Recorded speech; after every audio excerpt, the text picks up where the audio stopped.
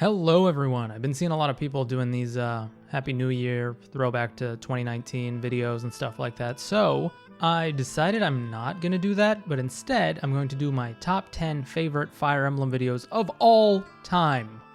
Now, because I'm a narcissist and I think I'm the greatest content creator to ever grace the Fire Emblem community, these are going to be all my videos. Every last one of them. They're all going to be mine. So yeah, I guess the title's not technically clickbait because it did say my top 10s. The content creation journey has been interesting for me, and it's always interesting as a creator to go back and look at your old videos. And that's what I did over the last couple of days. I went back and I sort of scrolled through the history books and I plucked out a few videos. It was impossible to really limit this to a list of 10, but I've kind of managed to group them so it counts down from 10 to 1. You'll see what I mean. But I think this is something that'll be very interesting for people to see, especially since most of my channel growth has come post Three Houses release. And a lot of these videos that you're going to see, I'm pretty sure the vast majority of my audience has never seen before, unless you are one of those people who finds a YouTuber and then goes back and digs through their old archive of videos to kind of see what their channel was at the beginning. So I'm excited to share this with you guys. I think it's going to be very hilarious for some of you to see the stuff that I used to get up to. Anyways, without further ado, let's start with an honorable mention. This video was actually made probably almost 2 years ago now, and it's called A Modern Recreation of the Battle of Valhalla. And it's basically a shitpost. It was just me finding a random K-pop video, all of a sudden being like, wow, hang on, I can make something out of this. And I did. And yeah, you should go check it out. I'm going to leave the links to all of these things in the description, but because this one was a shorter one, it doesn't really make it into the top 10 list. It's still funny if you guys know anything about Fire Emblem 4. Number 10 was a video I decided to make as a spur-of-the-moment thing while I was in Texas. I was there for a day waiting on a flight to take off, and the Arvis memes were a big part of my channel back then, and him being a grill master, I just decided to wing it and go into a steakhouse and convince them that Sigurd's sirloin steak is a real thing. And they believed me, which I thought was hilarious. I probably only had like 400 subscribers back then or something at the time, so very, very few people actually saw this video. Definitely worth checking out if you haven't seen it. If you want to see some actual IRL stuff. I don't show my face in it, but the people who are there, I had to blur out their faces obviously, but you'll be able to hear other people interacting with someone talking about Fire Emblem. They have no idea what I'm saying. It's definitely a channel classic, that's for sure. Number 9 on this list is a good old solo video from Fire Emblem Heroes. I don't know if most of you know this, but I initially started out making content by doing solo videos with units from Fire Emblem Heroes, the first one being Arvis. That was my entry into YouTube. And so I think one of my best ones is this Hector versus Rutger solo that I did, not just because of the way the clear itself is done, but because of the way the music and the sound effects I had started to learn how to edit by then. And so I managed to kind of piece together the music and the sound effects with both the tactical gameplay and stuff like that to actually make a quite compelling and interesting, fun video to watch, at least I think. Obviously, you're free to go back and disagree with me and let me know what you think, but I think this one is worthy enough to show sort of what I came from as a core content creator and sort of how I evolved into the level and place I am today. Definitely thankful for everyone who stuck with me since back then until now. I do see some very memorable names in the comments until this day. So at number 8 are going to be a couple of videos that I started making right before Three Houses release. I would take the trailers that they gave us at E3 and before launch, and I would do pre-analysis videos on them. So I've got 2 videos here in this category. The first one is a video that I still get comments on to this day, and it's called Is Edelgard Evil? And I basically took her mostly physical appearance from the trailer, and I analyzed it and compared it to like previous Fire Emblem games and stuff like that to try and determine whether or not Edelgard was evil, because there was a lot of rumors going on around that time about this. So I'd like to think part of me was right, part of me was wrong. I don't know. You guys are going to have to wait for the follow-up video to really get the true analysis on what I think there. But yeah, that was an interesting analysis that I look back on that I think I did quite a good job on, and it aged interestingly. The second one is actually called The Flame Emperor Exposed, and have I got a story for you guys about this one. Basically, when Edelgard was revealed to be in Fire Emblem Heroes, I looked at her art, and then somewhere along the lines I saw the Flame Emperor's art, and I realized something that looked very similar.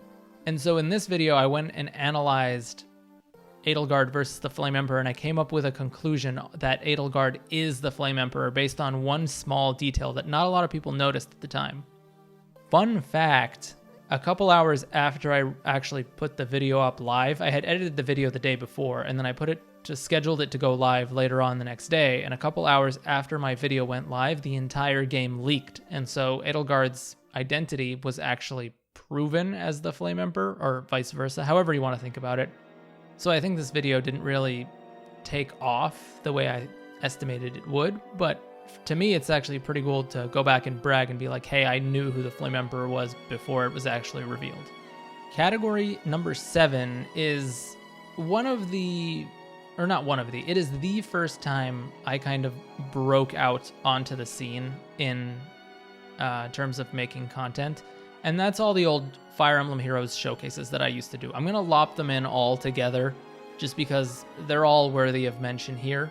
The first showcase I ever did was actually called Here Comes the Boom. It's an Arvis showcase, and this one's probably one of the ones I'm most proud of just because it's literally me having fun syncing Valflame blowing up to every time the word boom is said.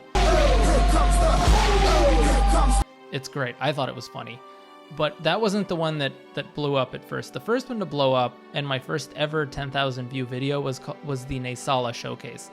When Naysala first came out and Tibarn first came out, I instantly realized that Naysala would be fantastic with Sturdy Impact because he's so fast, and being able to give him that extra damage and defense while also not letting his enemies double would just be fantastic. So I decided to pull for Tibarn, and it took me, I think, 826 orbs to get a single Tibarn. It's all there. I streamed it. It's all documented on the channel. And that was actually rather iconic.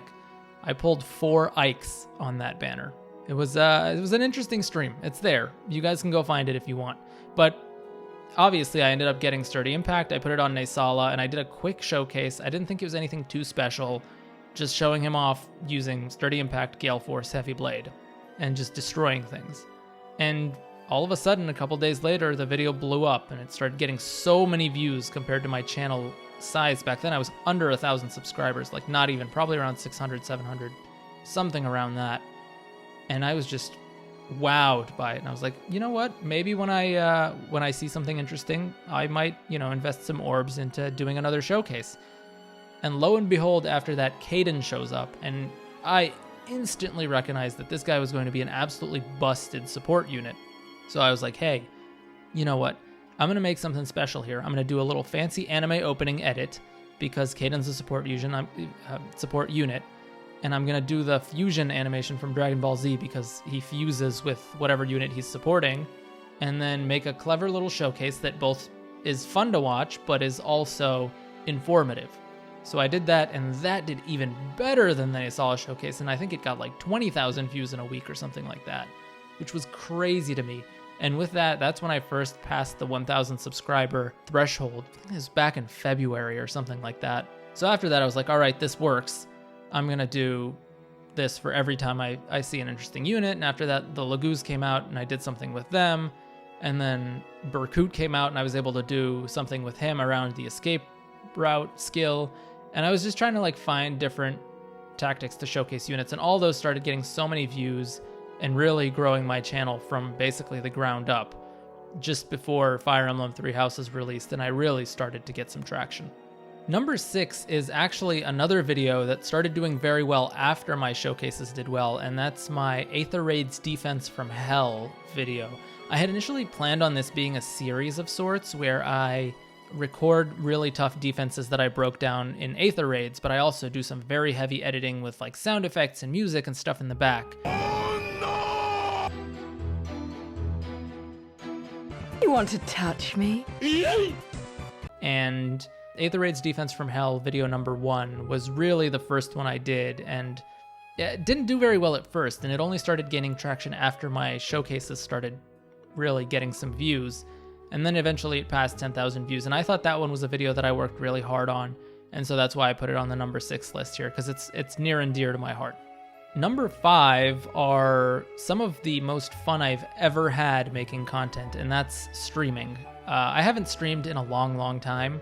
The last time I actually streamed was one of these streams, and they're the streams of me plus 10ing units in Fire Emblem Heroes. I did 2 of them, one for Brave Hector back in 2018, and one for Edelgard back in July of 2019.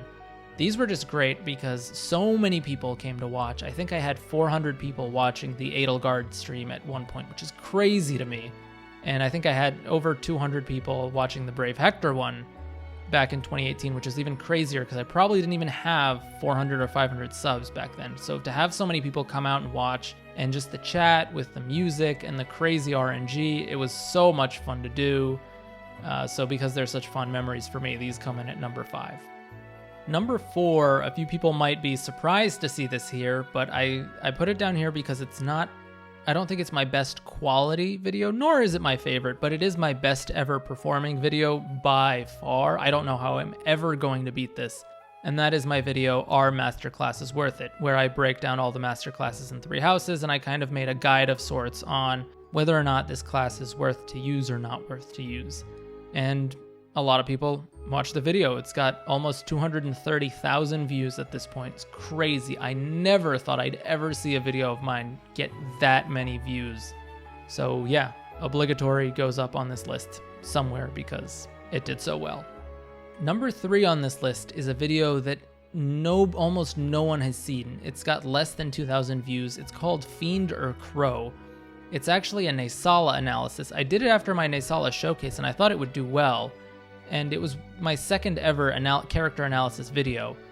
And I thought it's probably one of my best videos in terms of editing. It's very clean, it's very classy.